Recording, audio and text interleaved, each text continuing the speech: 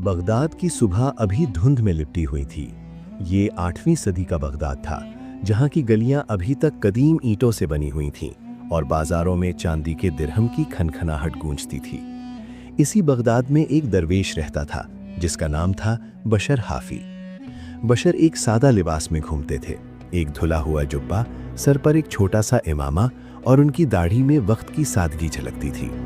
वो बगदाद के एक छोटे से हुजरे में रहते, जहां दीवारों पर चिरागों की हल्की रोशनी उनके कदमों को रोशन करती थी। एक दिन सुल्तान मंसूर, जो अब्बासी खिलाफत का एक ताकतवर हुक्मरान था, सादा लिबास में खुद को एक मुसाफिर के रूप में भेजकर बशर से मिलने आया। उसके दिल में एक सवाल था, क्या हकीकी खुशी दौलत में है या सच में? बशर ने उसे एक छोटा चिराग दिया जो खालिस तेल से जलता था। उन्होंने कहा, ये चिराग तुम्हें सच की रोशनी दिखाएगा, बशर्ते कि तुम इसकी लौ को अंदर से जलाओ। सुल्तान हैरान रह गया।